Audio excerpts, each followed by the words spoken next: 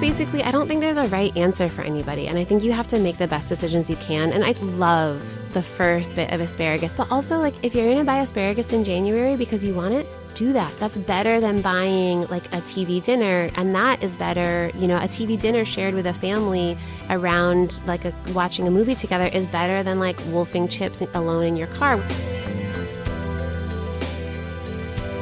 You're listening to the Taste Podcast. I'm Editor-in-Chief Matt Rodbard, here with Senior Editor Anna Hezel. On today's episode, you'll hear a conversation between Matt and Abra Berens, the author of the recent cookbook Ruffage. Later in the episode, Taste Editor Tatiana Bautista will be speaking with Auria Abraham, who used to write jingles for commercials, but is now the owner of Auria's Malaysian kitchen. But before we get to that, Matt, tell me about Ruffage. You and Abra got to talk a little bit about your home state, right? Oh, yeah. We are both from Michigan, but not just any part of Michigan, West Michigan. Shout out. I'm from Kalamazoo. She's from near there. And we talk about the produce of our hometown, our homeland. We talked about her farm, Grainer Farm, and what she's doing there, which is pretty remarkable. She's doing these tasting menu dinners that are very similar to Blue Hill. Shout out to Abra Berens. Remember that name. She is a rising star in our industry. Here's Matt speaking to Abra.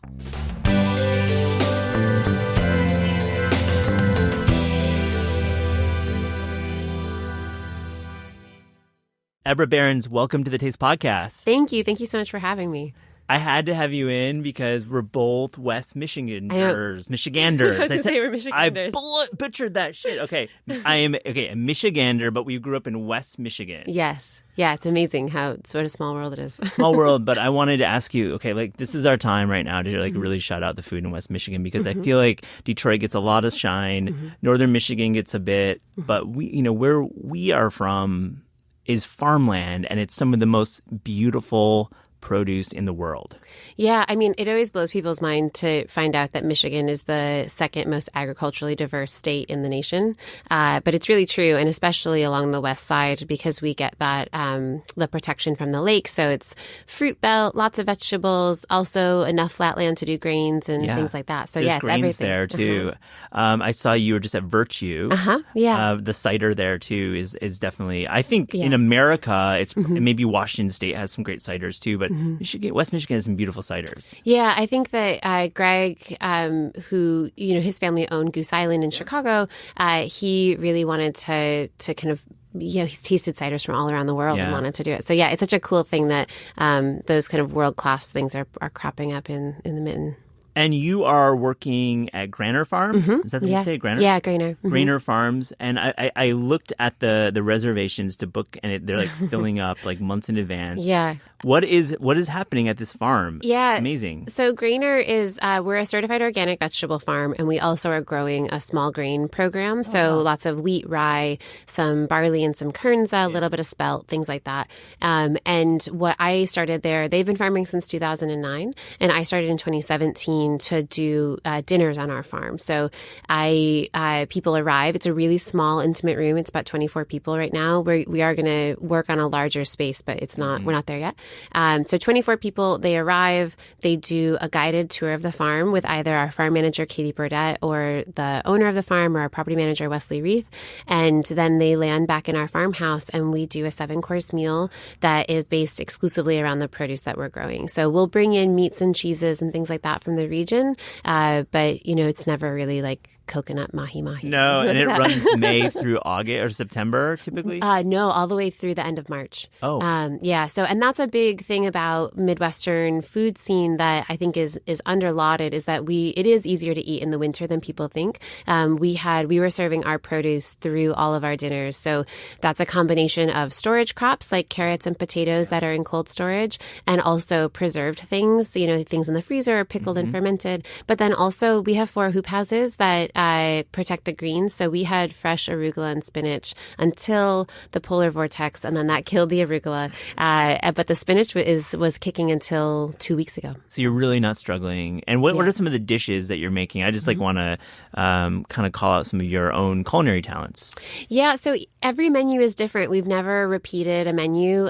Sometimes we'll do variations of the same dish. Like we had a lot of kohlrabi this year. So I was doing a kohlrabi apple salad with wheat berries and then an apple cider beurre blanc. So taking sort of a slightly fermented sweet cider, bringing it down, and then mounting it with this really nice cultured butter that we were making in-house, and then putting that over the top of it. So it's sort of like fresh and crunchy, but also warm and buttery. So things like that. And then in the spring, we'll have a ton of greens and asparagus and things like that. We always do a cheese course, and we always do a green salad course. And our green salad comes after the primary protein is served. And that, what I love about the green salad course is that it really is reflective of the farm. So in the spring, it might be, a giant bowl of these really tender spring greens. And in the middle of summer, when the lettuces are having trouble, it might be some other like shaved cabbage or kale or something like that that's a little bit more like heat hardy. And then in the winter, we've done it where it's literally just like 5 leaves of perfect arugula with a really light dressing, because that's what we have. Yeah, and that's okay. In a tasting menu, you can have 5 leaves and it feels okay. I mean, it sounds like a little bit like Michigan's Blue Hill. I'm just going to call it out. I'm certainly inspired by Blue Hill and Blackberry Farm and Flora Farms down in Mexico. Sure. Like, there's so many places that are really telling the story of local agriculture through what they serve on their table, and that is the goal, and that's the inspiration. And this is Grainer Farm. Is it getting the attention from the national press? Are you getting restaurant critics from Chicago to come out? Well, we're just really starting, and so right now we're starting our 3rd season of dinners, and the people who have come have been really, really supportive. It was funny. Chris Hayes came with his family, because his family vacations in that area, and has since they were little. His wife's family does, and I how it is when you follow someone on Twitter and then you meet him in real life. And I was like, "Hi, I'm Abra." He's like, "I'm Chris." And I was like, "Cool, cool, man. Sounds good. Let's enjoy have dinner." the lettuce, yeah. And then he was like so complimentary. So I feel like someone who gets to eat in New York regularly, if they're excited about it, then it means we're doing something right. Just have to shout out West Michigan. You have to get there. It's a like less than 2 hour drive from Chicago, right? It's really, and it's beautiful when you go around the lake. May through September, we are the West Michigan Tourism Board. Yes. Let's segue to your wonderful book, Ruffage, because this is how my mother and my grandmother and my great-grandmother referred to vegetables growing up. But I've been in the East Coast for 17 years, so I don't hear that word anymore. But what's to you, what is Ruffage? So for me, it's I wanted to title the book that as sort of a playful nod to the fact that I think a lot of people still feel like eating vegetables are an obligation. And that idea came to me because when I was doing these dinners, both at Grainer and then also at the farm that I had started up in northern Michigan, I invited my dad each time to the friends and family and was like, "Dad, I really want you to tell me what you think. Give me your honest feedback," because he is someone who is not in the food media world, but also loves food and is the reason that he and my mom eating around our kitchen table was always like a big cornerstone of our lives. And he's eaten at like French Laundry and, all of these places.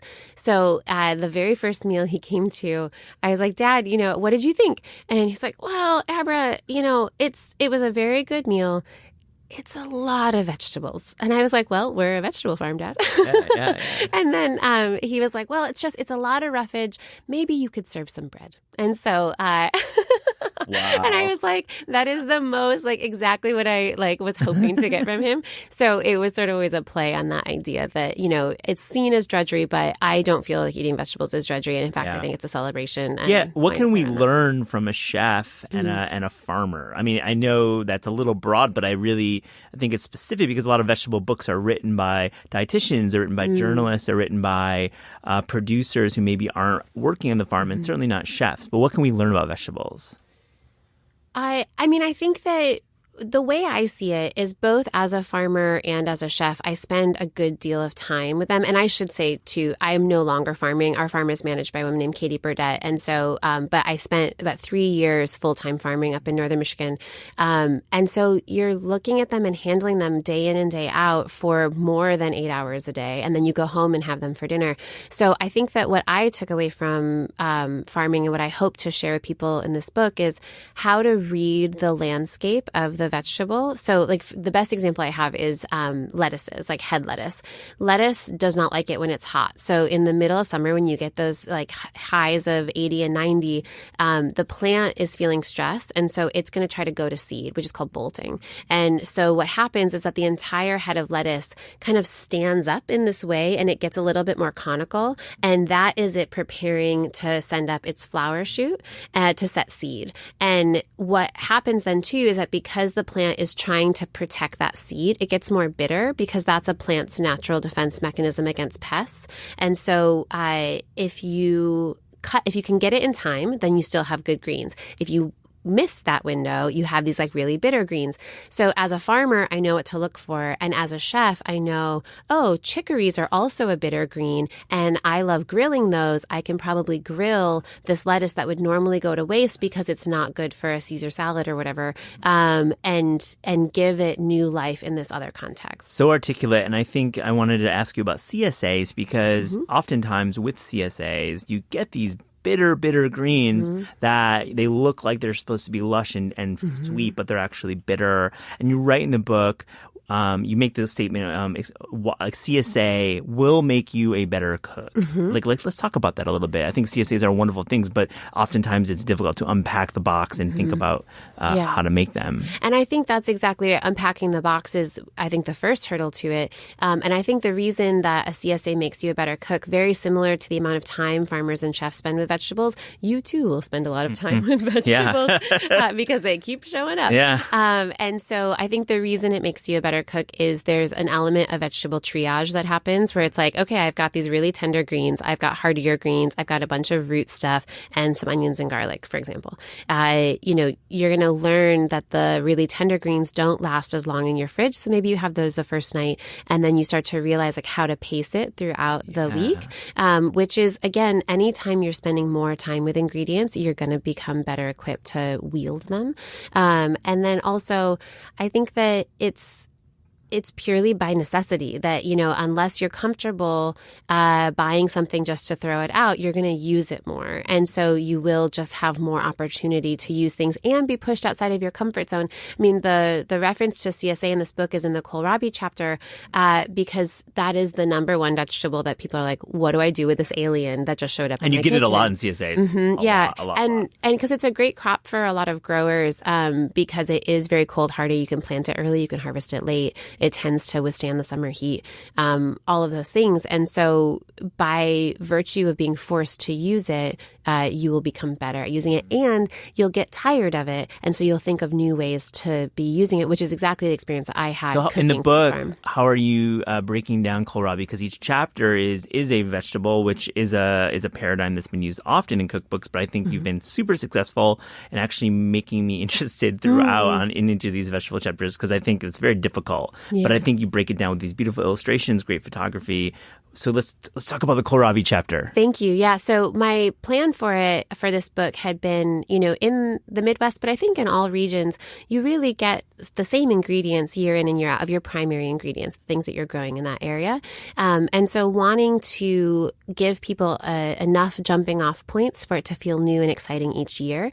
So the way that I think about that is you've got the same ingredient and you'll have similar cooking and preparation techniques for each one. So I always refer to this book as sort of an NCAA bracket in reverse. So you start with the winner, the ingredient, and then it's broken out by technique. So like for kohlrabi, it's raw and baked. And then for each technique, there's a recipe. But then also that is a structure that then you can sort of play around with the sort of accessorization of it. So for the raw one, the recipe is with apples and lentils and a like really tart vinaigrette. But you could equally do that same technique and put it with any number of other things that will look almost unrecognizable on the plate, except that it's the same thing. So that's the idea.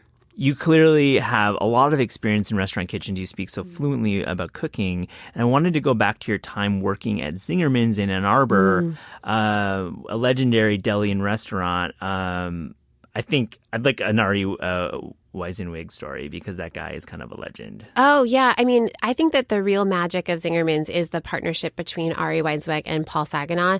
Ari is the person that I think hammered home for me that you really can taste the difference in ingredients. And the idea that a dish is really only as good as its worst ingredient was his sort of driving force, and really honoring the producers that were making these world-class products. Way before Whole Foods, way before there was like these, websites that would canonize the producer in before the internet. Yeah. Before the internet. Before right? the internet. That's what you're saying. Yeah, they opened in 82. And we're really, Ari was traveling the world to find producers to be able to sell their product in Michigan, which is not the same as in New York or in San Francisco or LA.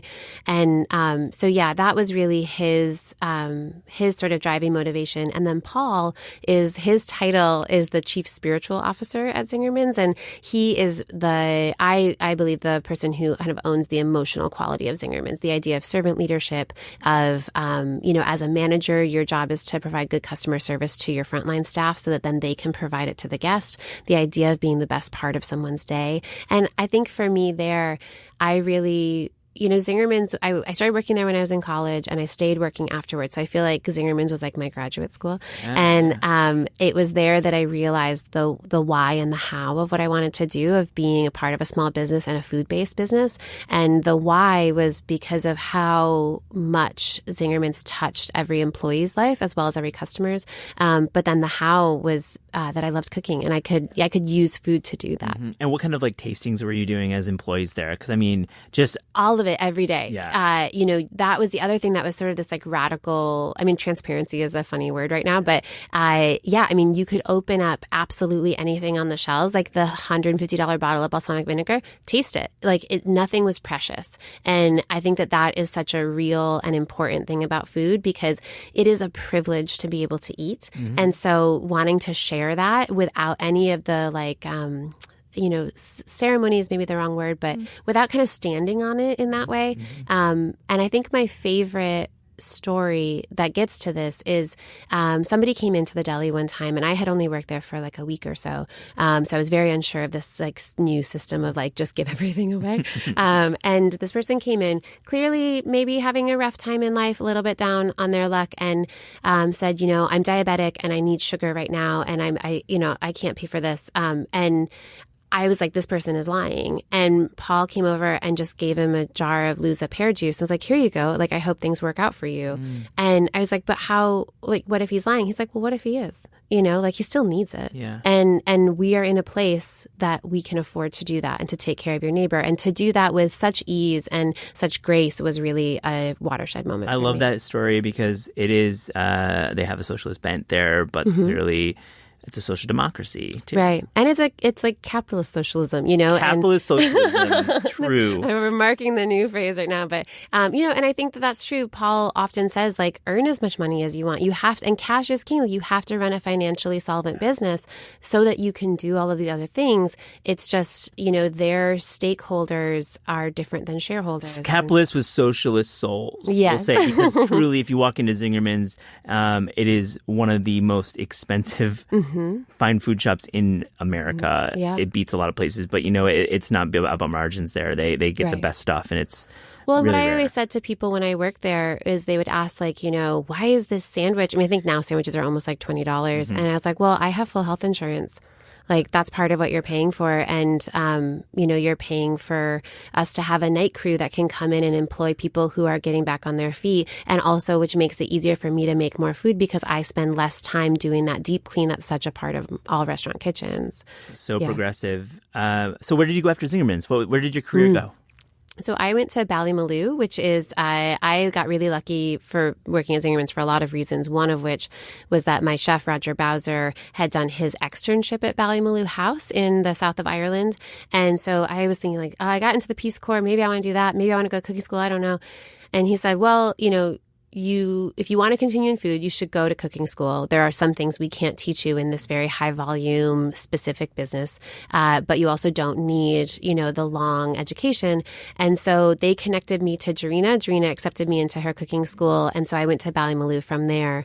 And Ballymaloe is on a 100-acre working organic farm, and really cemented that idea of food as a indicator of a place, as a part of the terroir, the landscape of it. So, yeah. And Ireland, I feel, never really gets the respect it deserves in terms of its natural resources, especially its seafood, but also its farms. I mean, let's just give a shout out for Irish cooking. Like, what were some of the dishes that you were preparing at this place? It was a lot of traditional Irish and traditional French stuff. But I think that I met Myrtle Allen, who was the founder of Ballymaloe, and who still was working in Ballymaloe kitchen when I was there, kind of on and off. I think she was 85 at the time. And I said to her, thank you for teaching me this and having the space. And she said, well, a farmer won't suffer a bad Swede.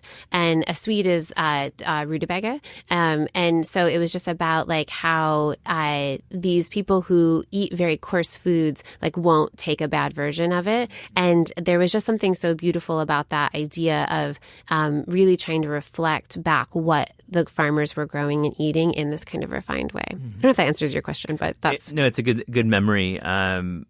Whenever you think of celery, you hear the voice of Paul Child. It's a great line from the book. There's lots of great lines of writing. I haven't even talked about the writing. The writing is actually exquisite. Nice work with the writing. What does that mean? To be honest, I probably hear Stanley Tucci's version of Paul Child from the movie. But it's a trope to talk about. I really think of all of these ingredients almost as little characters and wanting to write these vignettes about them. And so what I wanted to talk about with celery was how it's this thing that is sort of ubiquitous. It's part of mirepoix. It's this the onion, celery, carrot mixture that is in everything in traditional French escoffier cooking. But it very rarely stands out on its own. And I think that that's true of a lot of vegetables, that they end up playing second fiddle. And so I was thinking about that and thinking about how Paul Child said when he was talking about falling in love with Julia Child, that it was Julia all along. And she had been in his life for so long and he had just never noticed. And that's sort of how I feel about celery, that it's this amazing ingredient that I feel like I never really noticed. And then once I did, it started playing a very large role. And they're both kind of long and lanky. Yeah. So, those things kind of go together for better or for worse in my brain. Yeah. I think celery in mirepoix is fundamental. But really, how are you preparing it raw? Because I think raw celery can be amazing. Yeah. And I think it's so in the chapter, I talk a little bit about the difference between sort of the local seasonal celery and then the larger scale production celery. I have yet to have local seasonal celery that I've enjoyed eating because it's so intense. It's very, very tannic. It can be very stringy, but it's such an amazing flavor with other things. And so I like to use the leaves in things, but honestly, the regular grocery market celery, it's so crunchy and refreshing, and it just feels surprising each time. So a lot of times what I'll do for stock celery is either just shave it raw and put it into a salad. The recipe that's in the book is a little bit of a play on a Waldorf salad, and trying to kind of pull again into those classic things, but with that modern edge. And then I also really love braising celery, which is a slow cook. And that feels sort of like cooking cucumbers. It's a way that we don't always see that ingredient. And so wanting to kind of shine a light on that. And then also celery root, which is, you probably know the same species, but bred for different characteristics. So stock celery was bred to have larger, more tender stalks, and the root was bred to have a larger root ball. And now they're sort of separate plants. And we get into celery root purees. I feel that's the common preparation. Yeah. And we have to shout out Portage, Michigan, the celery city, West Michigan. Absolutely. Yeah. It's a good soil for celery around there. It really is. Sure. You really are from Michigan. I certainly did not lie that I've lived in that West Michigan for 18 years. Why do you struggle with the romanticism around gardening, cooking, and general lifestyle media? You make this statement, and it says a lot, I believe. Well, I think I wrote that when I was really thinking about how is food portrayed in our sort of general landscape. And I think that for better or for worse, maybe arguably for worse, we have a lot of shoulds around eating, and you should be eating more plants. You should be eating this, more white food, no white food, more protein, not like too much protein, all these things. And I find it very confusing. I find people finding it very confusing. And so my concern is that we're often sold this idea of what your life should be as opposed to what your life could be. And so for me, I feel very privileged that I've been able to choose this life where I have a garden, I work on a farm, I get to make these very experiential meals. But that's a choice, and also something that has costs associated with it. And so that is in the green bean chapter about what it's like to pick green beans, and what the idea that I see sold in some of the media as being like, you're out and you're in a sundress and the light is just right and everything's beautiful and you're lovingly picking these beans off from the plant. Whereas like in reality, I'm usually picking beans so dirty and sweaty, covered in sunscreen. It's hot as hell. I'm sitting on a bucket, like my back hurts, all these things. And like, yes, I might eat them for dinner that night, but I might also be like just picking them because if you don't, they're not going to keep producing. So, and it's often at the end of an already long day, and it's another thing on the to-do list. And I think by not having that conversation, I think it sets these standards for people that are unattainable, and that feels really sinister around food, because food, again, is this privilege that we get to eat 3 times a day. And so anything that makes people feel bad about that or tries to sell them a product feels tricky. Yeah. Tricky is being polite, I believe. Buy my cookbook. And and I think this is... It's complicated. It's complicated. I feel like this is a book 2 meme or thread that maybe you can address in a subsequent text. Yeah. It's very smart. There's a lot around it, and I feel very lucky to have been given the pages that I was in this book, and would like to continue thinking about it, because I think that I guess basically, I don't think there's a right answer for anybody. And I think you have to make the best decisions you can. And I touch on this in the asparagus section too. Like, I love the first bit of asparagus. I've always wanted to do like an asparagus nouveau festival. That's like, it's the new thing, it's the spring, it's all that stuff. But also, like, if you're going to buy asparagus in January because you want it, do that. That's better than buying like a TV dinner. And that is better. A TV dinner shared with a family around like watching a movie together is better than like wolfing chips alone in your car, which I also do. So it's like, I don't know. It's everything. It's not militant locavorism at all. That's not the tone of your book. And I think that's important to point out. I agree with you that raw peas are like not good. I mean, I'm actually kind of going a little bit more extreme, but raw peas are very difficult to negotiate. When frozen peas, which we've written about on Taste, are pretty fucking delicious. They're so good. And for me, again, I'm a pretty like simple and uncomplicated person in a lot of ways. And for me, frozen peas are like, they are consistent. They are there for me. We have a very good relationship. Whereas like the sexy sort of spring peas that like, I don't know, I might taste good. I might taste starchy. You don't know. I get to choose. Like that's a very like romantic relationship, but it makes me crazy. And so it's kind of, again, one of those things that like, it always feels like sacrilege to say that I don't really like peas, but they're so fickle. They are. And then you got string and sugar snap, which there's a lot of work, and you get one of those threads in your throat and it's like game over. Right. You're like, for the rest of the day, you know, and also too, each one tastes different, even from the same plant. Like I've literally grown peas and tasted the same looking ripeness from the same plant, and they taste totally different. And that seems like very difficult to manage as a chef that's trying to tame some of that wildness to create a consistent product. I find them very frustrating. Real talk. Yeah. It's funny because Francis Lim, who wrote the foreword and who's a good friend, almost wrote the entire foreword about how that is a preposterous position. So I'm excited for you guys to talk about it sometime, because he's like, you're wrong about peas. I was like, no, you're wrong about peas. He's my editor and he works here, and we definitely have debates about a lot of stuff. And I will be going to his desk in the next 30 minutes. Throw it down. I wanted to ask you, I think in the prep notes I said, a word about tomatoes, ... I think tomatoes, when you're talking about Midwestern vegetables, tomatoes are just like, it comes in August. It's like the most, and late in September as well, when they're awesome. And it's like really defines farms, I feel, in Michigan. This is my point of view, of course. Let's talk about tomatoes. How do you write about them in the book? Maybe tomatoes are sort of the that volatile, flingy relationship that I am willing to engage with, as I'm not to do it with peas, but with tomatoes I will. I mean, they're very, you wait all summer for them. And then at late August, right before Labor Day, they come on and they come on hard and they're so delicious. And it's like the perfect time of year. And it's just magic. But at the same time, it takes all year to do that. And then people want tomatoes like at the beginning of June. And so I think that they are one of the vegetables that can single-handedly describe the disjunct between the actuality on the ground of farming versus the perception of it. So there's that. I also think it's a place to think about, hybrids versus heirlooms versus commercial production or in tomatoes, that's determinate tomatoes, and what those means of cultivation, affect the final product. And also that these are agricultural products that like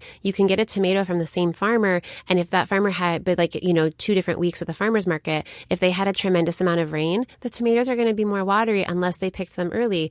It's, it really shows the land in that way. And so I think you have to expect a level of volatility and just love them for it. Yeah, I love that's well said, because I think you can get such a variable product at the farmer's market and it frustrates a lot of home cooks or delights home cooks. Yeah, and I think too, and that's another place where I think you have the opportunity to, as a cook, to again, tame that sort of wildness. And I forget, maybe it was Amanda from Dirt Candy wrote this thing about winter tomatoes. And also, I think that's another part of that food media thing of like, don't buy tomatoes in winter. Yeah, and it's like, hothouse tomatoes are okay. Yeah, they're okay. Yeah. Or like you can treat them differently, and she recommends salting and letting it sit for, a little bit. And it creates this brine always around salt it. your tomatoes. Come yeah. on. And it's delicious. And it can take a tomato that's a little bit hard and make it something that isn't the same as a perfectly ripe summer tomato, but is very evocative of that. And also its own thing. And I think it gets into that regional seasonality that this idea of like, don't buy tomatoes in winter. Well, what about people in Florida? Because their tomato season is in when it's still snowing where I am. And I wanted to create a book that worked for people across all regions. Abra, we have to, one more point of West Michigan pride. Mm-hmm. Let's talk about blueberries. Oh, yeah. Oh, my gosh. West Michigan blueberries are totally. Like, people in Maine are like, we got the best. And people in Long Island are like, we got the best. They're fine. But West Michigan blueberries are really good. Yeah. We're in what's called the fruit belt. And it's sort of the like antidote to the Rust Belt in some ways. But we didn't grow blueberries where on my farm growing up, but a lot of friends in high school did. And they all got city jobs as soon as they could get away from harvesting blueberries. But we all picked them with our, grandparents too. I mean, not all of us, obviously, like everybody's family is different, but they range from super tart to super sweet, and you can put them in everything. And someone remarked recently that I have a lot of fruit like in savory preparations. And I think that comes from having such an abundance of fruit in our state, and not just apples in the fall, but, peaches, blueberries, apricots, plums, strawberries, raspberries, but all of them. Did you tackle this topic at some point? Thinking about it, thinking about, because I was surprised, it had never occurred to me how much fruit gets used in a savory preparation until someone who has come to dinners, several dinners, has said like, oh, there's a lot of fruit involved, and what that means for the 8 servings of fruit and veg in a day. That sometimes it's not just putting some blueberries in your yogurt, although it's delicious too. What's the parlance for fruit in the Midwest? Ruffage is vegetables. Oh man, if I had to throw out like a I don't know. There isn't like a noun. No, there isn't. But probably a descriptor, like what you could call it, like juicy fruits, like savory secrets or something like that. Like somehow make it like a kind of a silly like pulp fiction kind of. Love it. You are thinking ahead. Abra Berens, thank you for joining the Taste Podcast. Thank you so much for having me. It's really a tremendous thing to be here. So thank you.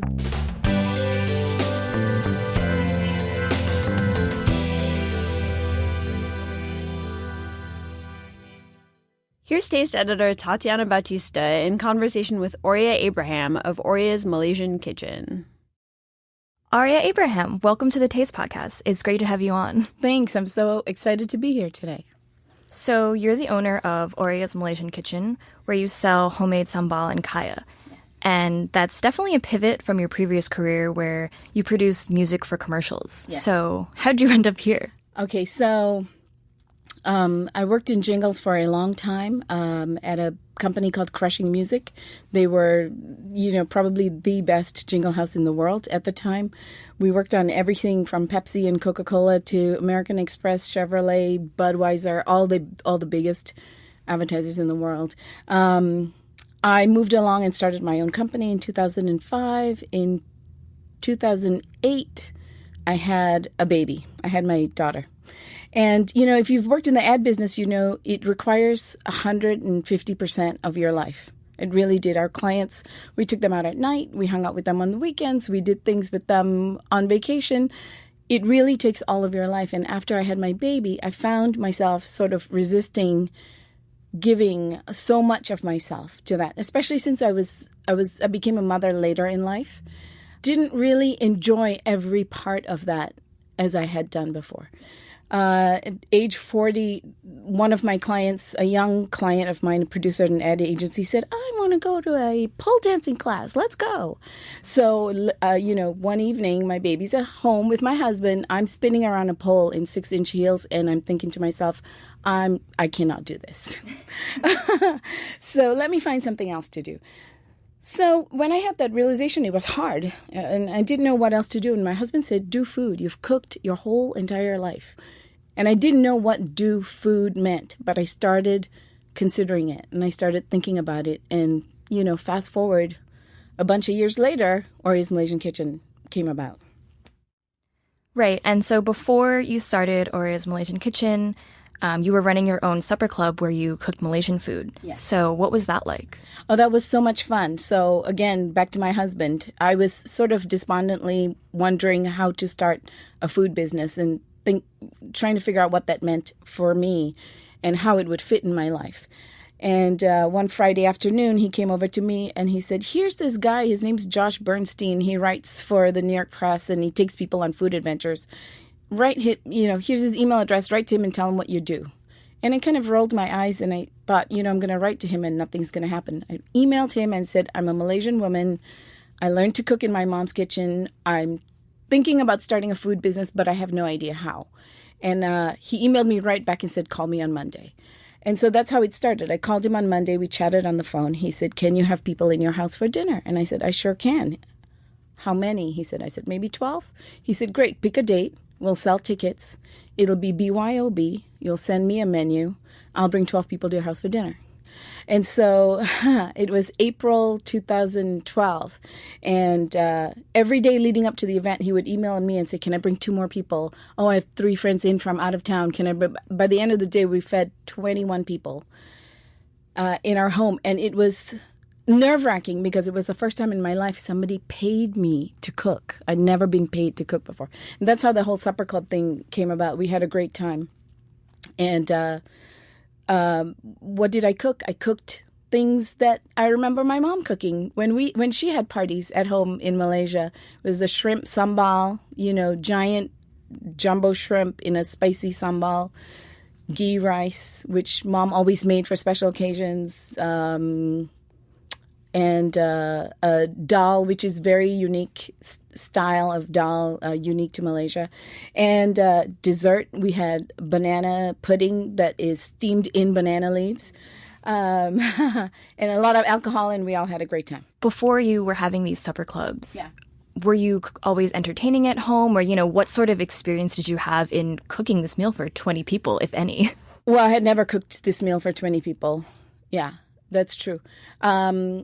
I cooked pretty much everywhere we go. We had a friend who lived in Westchester. We'd go to her house and cook. I had a friend who had a farm upstate New York. We'd go there and cook.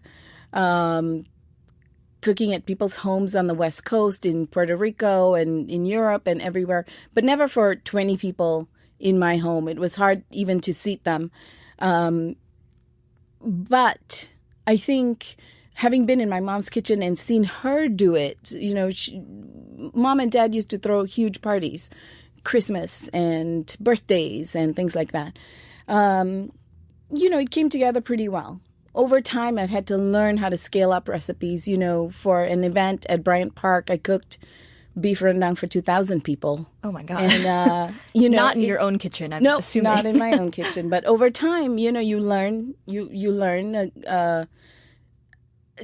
coming into the food business in my 40s, the learning curve was really steep. I had to learn every little bit of it, from pricing menus to scaling up recipes to feed lots of people. Sometimes there was trial and error. Sometimes there was a lot of error.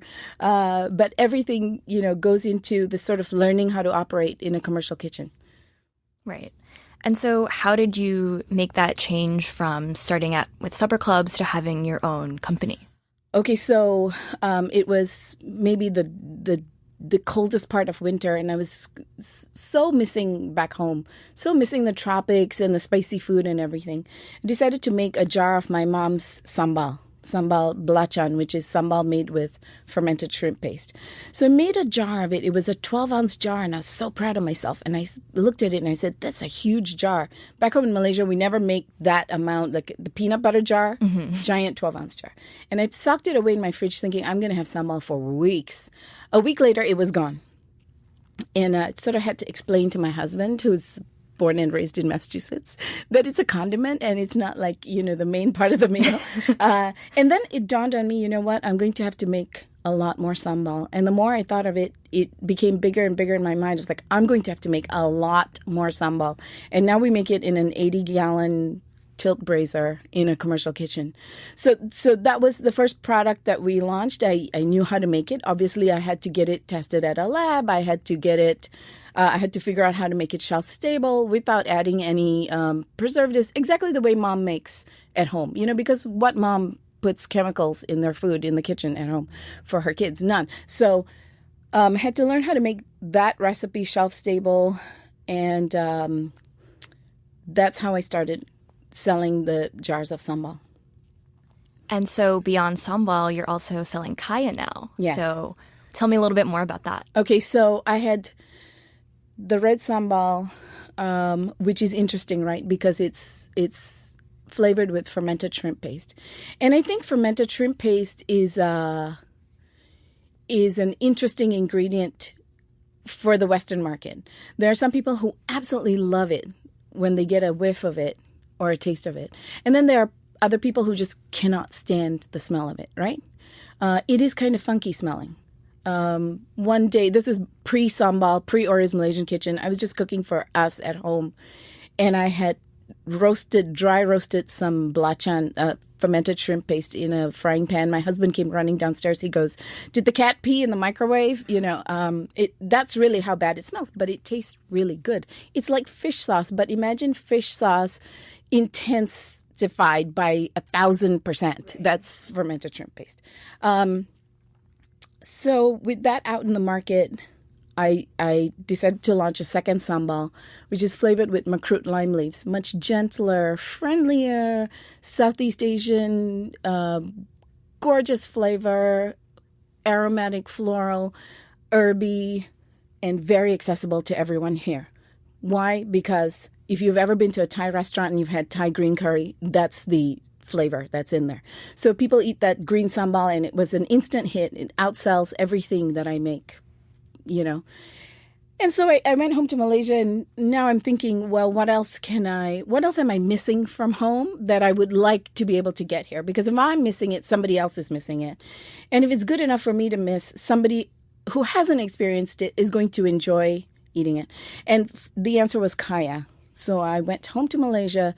My mom's best friend, Auntie Kim, has been making kaya her whole life. And I said, Auntie Kim, teach me how to make kaya. And she loves nothing more than a project, especially if it's connected to food.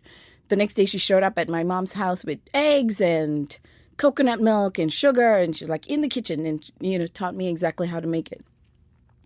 Again, that was another thing that I had to work on so that it would become something shelf stable that you can put in a jar that is viable, to sit on a shelf and sell somewhere, not just something you stuck in your fridge and eat in 10 days or whatever. Kaya is something that I love sharing because not many people have tasted it. And you use the word Kaya, nobody knows what that means. And so I've taken to calling it coconut jam. So coconut, most people like coconut. I've met people who hate coconut, but they're few and far between. Most people love coconut, anything, and then when you say jam, it puts an image in their head of, you spread it on toast, right? So who doesn't like that? Who doesn't like this? Pretty easy sell. It's a pretty easy sell. Yeah, and that's how I became the sambal lady who also makes and sells kaya. Yeah, so once you started selling these sambals and kayas, I'm sure you've gotten a ton of fan mail and all this social media praise and shout-outs. So with all of that, have you seen any inventive or kind of unexpected combinations with any of your products? Oh my God, I love that so much. I love getting emails or Instagram posts with people saying, look, I did this with it, things that I would never in a million years think of doing. I think that their experience of sambal and kaya is wider than mine because I'm limited to what I know. And what I know is how sambal is used and how kaya is used. But here are people who have a jar of it and they have no preconceived notions, no idea of it, and they do whatever they want with it. Okay, so I got an email from someone who bought it at a store in Manhattan. He said, I have been buying your hot chili sambal and putting it in Bloody Marys. And that blew my mind. You're going to put sambal in a Bloody Mary? First of all, I'm not crazy about Bloody Marys, but a friend of mine who is crazy about Bloody Marys, put it in, and she said to me, I'll never make Bloody Marys a different way again. So that's pretty inventive. I think it's inventive. It's also just out of curiosity and necessity. This person had sambal and was making a Bloody Mary, put it in. And just see what happens. Magic, yeah. Right? Another very interesting thing with kaya is that people are making parfaits with them. Ooh. They're beautiful. So I have to try that. So in a jar, in a mason jar or something, a layer of yogurt, a layer of chia pudding, a layer of granola, a layer of kaya, fruit on top. Beautiful. I've been doing it at home. It's so good. Both of those kayas. People are mixing lime leaf sambal in yogurt as a dressing for, obviously with some other ingredients for salad dressings.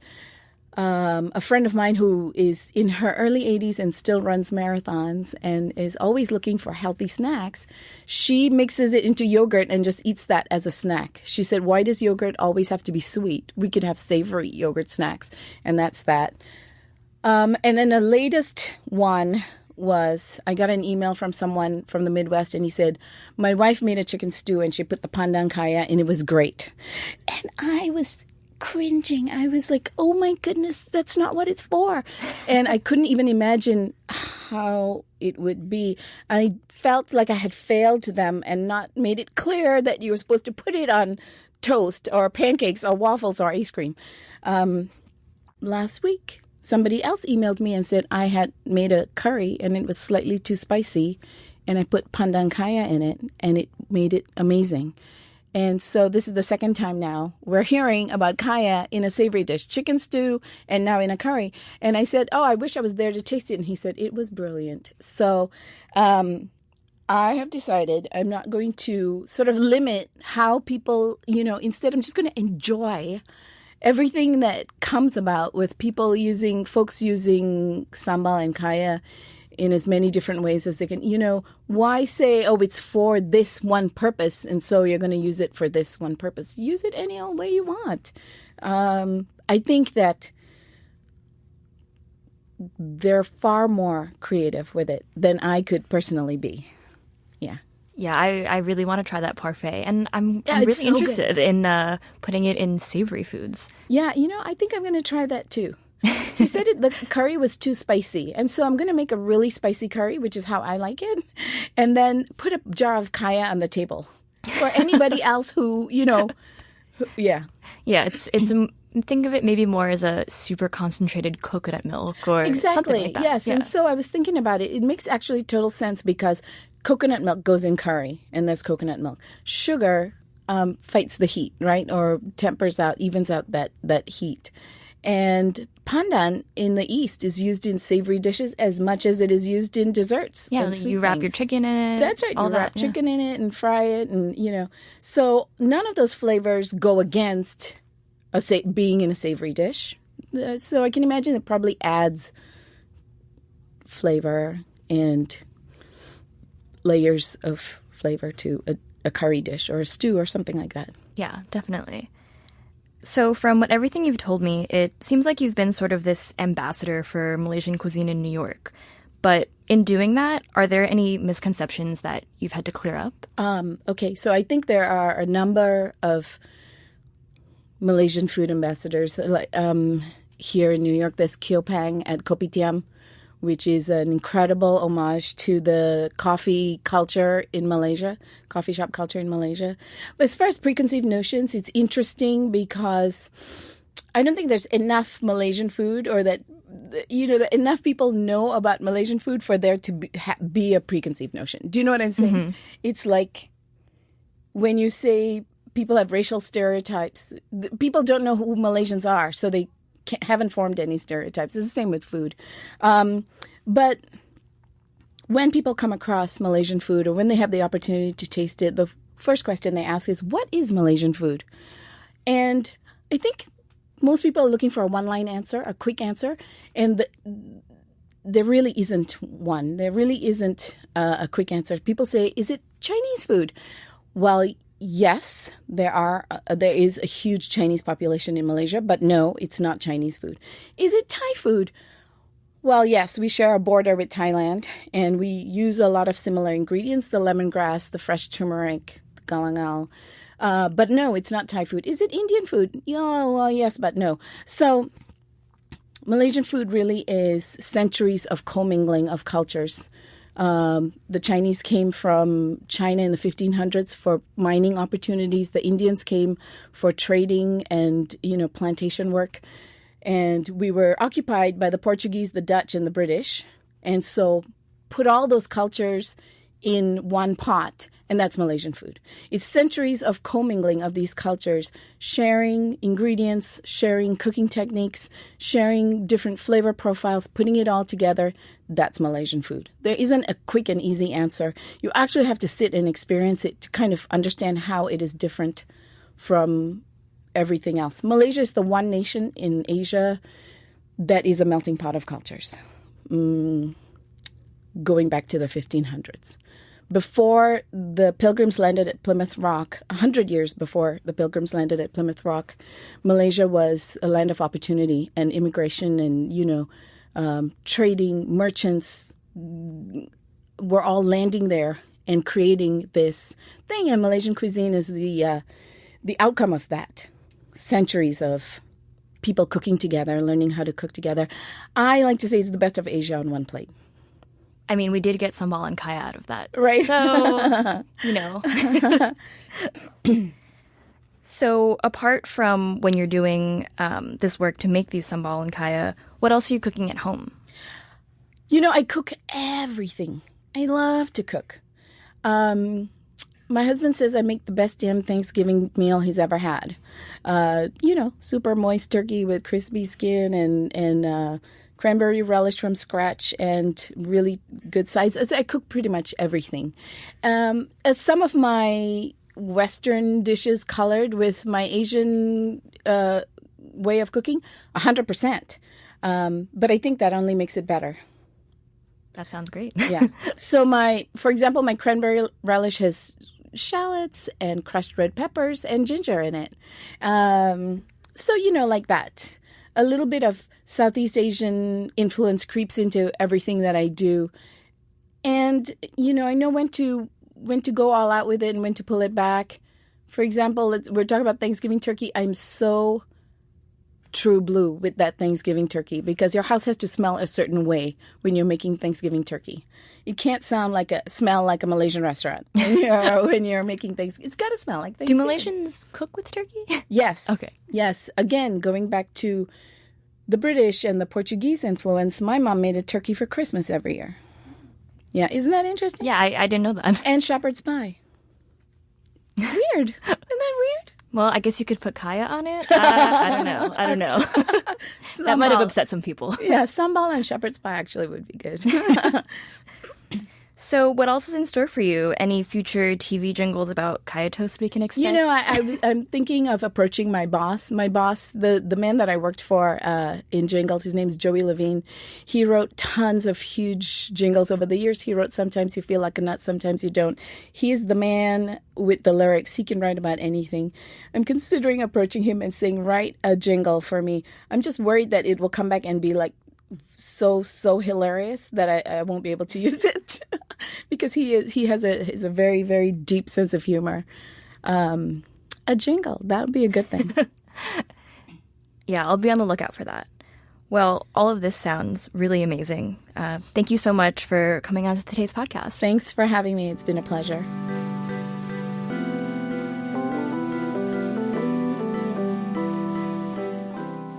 The Taste Podcast is hosted by Matt Rodbard and me, Anna Heasel. The show is produced by Gabrielle Lewis, studio recordings by Pat Stango, theme music by Steve Rydell. Interviews are recorded live at Books Are Magic in Cobble Hill, Brooklyn, and at Penguin Random House Studios in Manhattan. Visit Taste online at tastecooking.com. Thanks for listening.